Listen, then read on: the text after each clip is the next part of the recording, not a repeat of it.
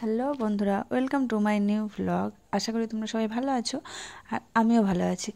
আজকে ভিডিওটা শুরু করছি দুপুর থেকে।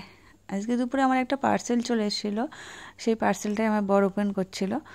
তারপরে দুপুরবেলা আমরা একটু লস্যি খেয়ে নিলাম। তারপরে বিকালে আমি আরও একটু বার হয়েছিলাম বাজারে যাব বলে, কিছু কেনাকাটা করার ছিল।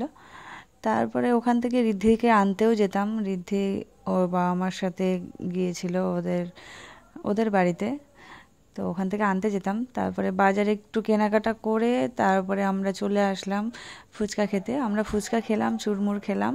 তারপরে এই যে ঋদ্ধিকে আনতে বেরিয়ে গিয়েছি। এই দেখো ঋদ্ধিকে নিয়ে নিয়েছি। ওর বাবা মা ওকে নিয়ে একটু অন্য বাজারে ছিল, সেখান থেকে আমরা ওকে নিয়ে ওদের ফ্ল্যাটের দিকে যাচ্ছি।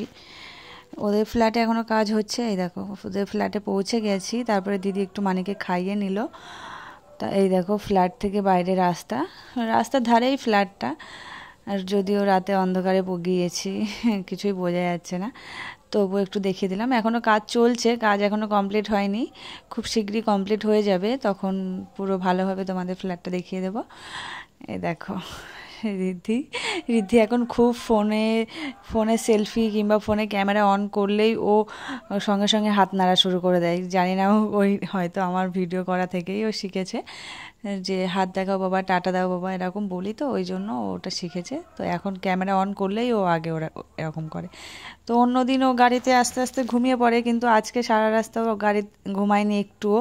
সারা রাস্তা পার্ক পার্ক বলতে বলতে এসছে, কিন্তু যেহেতু আমাদের বাড়ি আসতে অনেকটা রাত হয়ে গিয়েছিল, তখন সব পার্ক বন্ধ হয়ে গিয়েছিল, তো কিছু করার ছিল না। তো ওকে পার্কে নিয়ে যেতে পারলাম না, অন্য কোনো দিন ওকে পার্কে নিয়ে যাব।